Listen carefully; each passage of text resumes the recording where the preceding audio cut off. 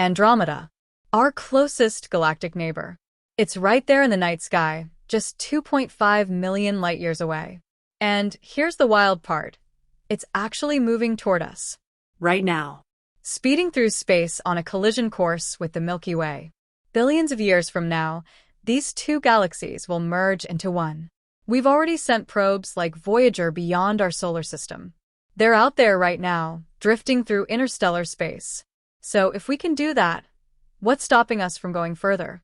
What if we just went to Andromeda, packed up, pointed our rockets at that distant galaxy, and made the journey? It's our neighbor after all. How hard could it really be? Turns out, way harder than you think. Okay, so here's the plan. To reach Andromeda, we'd need to travel at or near the speed of light. That's 186,000 miles per second. Sounds impossible, but let's keep going. And actually, time dilation might help us out. If you're moving close to light speed, time slows down for you compared to everyone else. So while millions of years pass on Earth, the travelers might only experience decades or centuries. That's something, right? We've got theoretical propulsion systems that could work. Antimatter engines that convert mass directly into energy. Laser sails pushed by enormous beams from Earth. These aren't just science fiction anymore. They're actual concepts physicists are studying. And if the journey still takes too long for one human lifetime? Fine. Build a generation ship. A massive spacecraft where multiple generations live, reproduce, and die during the journey. Their distant descendants would be the ones to arrive. Throw in advanced AI to manage systems, self-repairing nanobots to fix damage along the way, and suddenly, on paper, this almost works. We could actually do this, right? Except, let's do the actual math. Even traveling at 99% the speed of light, the journey to Andromeda would take over 2.5 million years from Earth's perspective. And that's if everything goes perfectly. No delays. No problems. Just pure, constant speed. But here's where it gets worse. The fuel.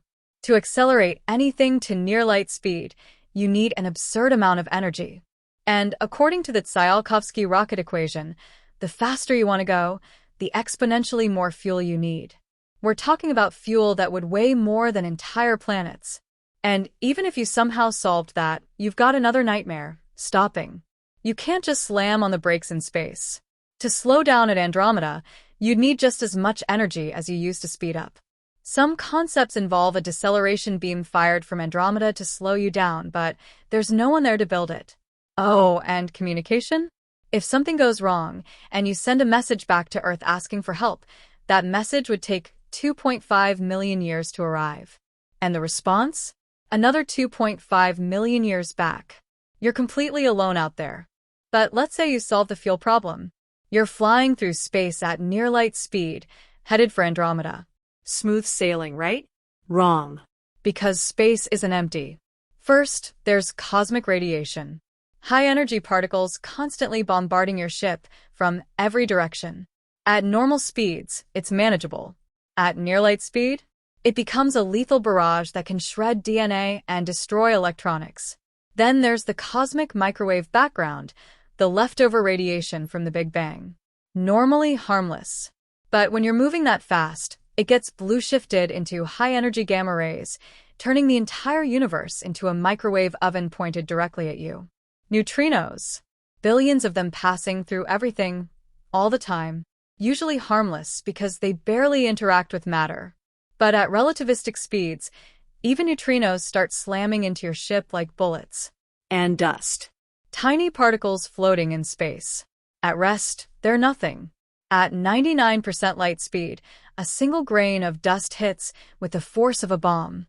Your ship would glow from Cherenkov radiation as particles tear through it. Even nothing can kill you. So you build the perfect ship. Reinforced hull. Redundant systems. Self-repairing technology. You think you're ready, but you're not. Because at those speeds, the ship itself starts to break down. The hull begins eroding. Atom by atom, the relentless impact of particles wears away your shielding. What started as centimeters of protection slowly becomes millimeters. Then less. Microfractures spread through the structure. Stress from constant acceleration, thermal expansion and contraction, vibrations. Tiny cracks that grow over centuries until critical components simply snap. Your electronics start failing. Cosmic rays flip bits in computer memory. One error, then another, then thousands. Your navigation system gives bad coordinates. Life support miscalculates oxygen levels. The AI that's supposed to keep everything running starts making mistakes. Heat becomes your enemy. Every system generates it, but in the vacuum of space, there's almost nowhere for it to go. Radiators struggle. Components overheat. Systems shut down to avoid melting. Your self-repairing nanobots? They need repairs too. And the systems that repair them also break down. It's an infinite regress of failure. Eventually, there's nothing left to fix anything. The ship is dying. And you're still millions of years from Andromeda. But forget the ship for a moment. Let's talk about the people inside. Because even if the ship somehow survives, we don't. Human biology wasn't designed for this. Microgravity destroys bone density, weakens muscles, damages the cardiovascular system. Even with artificial gravity, generations in a closed environment lead to problems we can't fully predict. Then there's radiation. It doesn't just kill you outright. It mutates your DNA. Those mutations get passed to your children. And their children. After thousands of generations, the people arriving at Andromeda wouldn't be human anymore. Not in any way we'd recognize. Genetic drift becomes inevitable. In a small, isolated population, random mutations accumulate. Harmful genes that would normally be weeded out stick around. The gene pool gets shallower and shallower. And psychologically, imagine being born on a ship, living your entire life in metal corridors, knowing you'll die there, and your children will too, and their children, for thousands of generations. The weight of that, the isolation, the absolute certainty that you will never see the destination.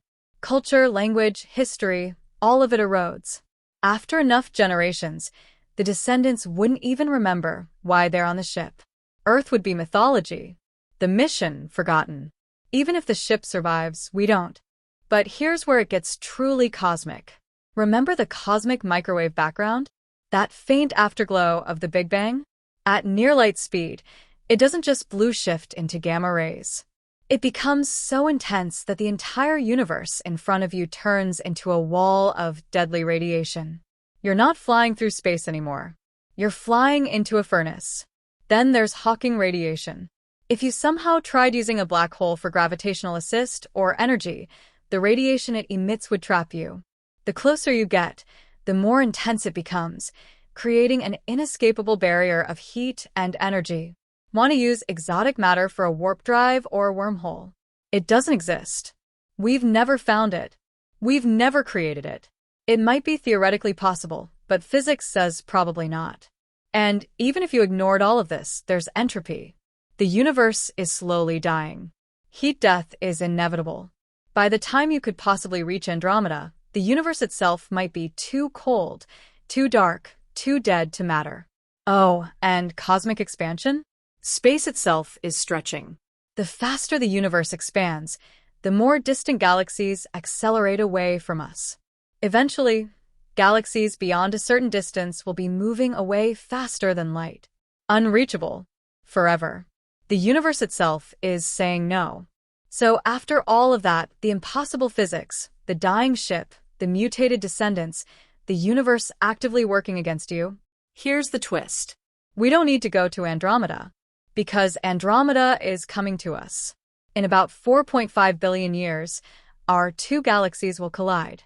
They'll drift together, stars passing through each other, gas clouds igniting into new star formation, until finally they merge into one giant elliptical galaxy.